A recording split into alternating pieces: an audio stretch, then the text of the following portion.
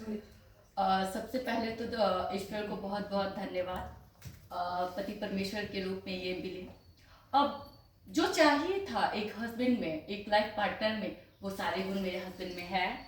और लोग कहते हैं कि गुस्सा नहीं करते अब, लेकिन नहीं, मेरे साथ तो है, ऐसा करते हैं गुस्सा। और बाकी जो भी चीज़ें चाहिए थी, बहुत शांत है, वो भी सही है। समझदार भी हैं, सेंसिबल तरीके से चीज़ों को रखते हैं, अपनी बातें कहते हैं। जो बातें कहते हैं सामने वाला समझता भी है। हम थोड़े कम समझते, वो अलग बात है, लेकिन बोलते बहुत अच्छा है। और इस घर में आके पता नहीं क्यों लगा जैसा एकदम ना पिंजरे से निकल गया, खुल के जी सकते हैं, अपने मन का कर सकते हैं। और मोस्ट इम्पॉर्टेंट थिंग कि ये वो पूरा फ्रीडम दे रहे हैं, तो सबसे बड़ी बात वो है। कहीं रिस्ट्रिक्शन नहीं है, ये नहीं कीजिए, ये मत पहनिए, वो मत करिए, उनसे मत मिलिए, उनसे बात मत कीजिए। तो वो सारी चीज़ें जो एक लड़की को चाहिए होती हैं, वो उन सारी चीज़ों के लिए ये पूरा आज़ादी दिए हैं, आप कर सकते हैं। तो ये सारी चीज़ें बहुत अच्छी है, और जो आज किए हैं इतना कुछ, इसलिए बहुत बहुत शुक्रिया।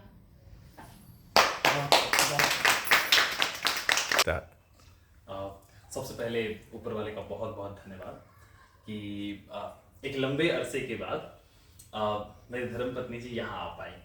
तो सबसे पहले ऊपर वाले को इसके लिए बहुत बहुत धन्यवाद, क्योंकि इस दिन के लिए शायद लग रहा है कि हम 3 महीने से तैयार कर रहे थे, लेकिन दरअसल इस दिन के लिए मैं पिछले 10 साल से तैयार हो रहा था।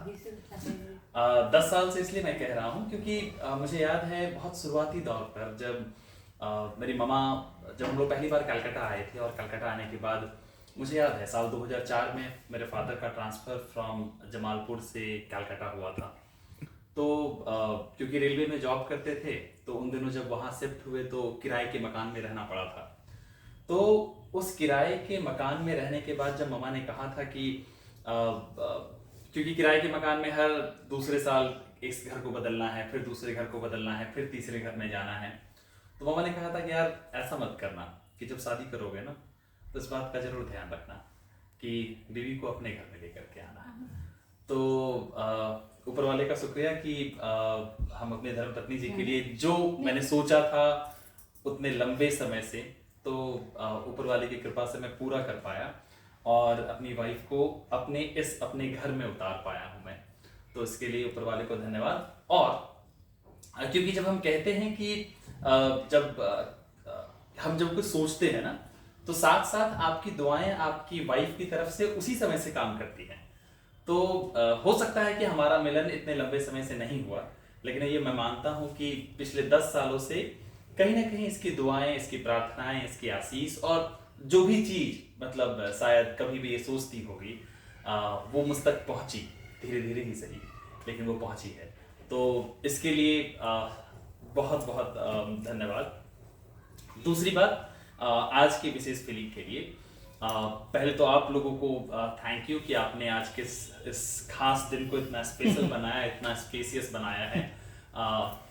ये आप लोगों के बिना बिल्कुल संभव नहीं हो पाता, क्योंकि मुझे लगता है, और मैं ये बात कहता भी हूँ कि दिल्ली में मेरा सबसे पहला परिवार आप लोग हैं जो यहाँ मेरे आसपास है। तो इसके लिए बहुत बहुत थैंक यू कि मेरे पास मौजूद होने के लिए। अब मेरी धर्मपत्नी जी के लिए खास तौर पर कुछ बातें। जब मैं पत्नी की खोज कर रहा था तो मेरे बहुत सारे डिमांड में एक बहुत इम्पोर्टेंट था कि लंबी होनी चाहिए। सेम यार, मेरा भी था। हम बहुत लड़के को छाटे ही सीखे।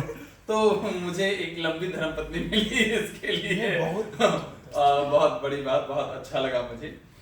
दूसरा नो डाउट खूबसूरत है, ठीक है। तीसरी बात समझदार है, और चौथा बहुत काम करती है यार, मैंने आज देखा।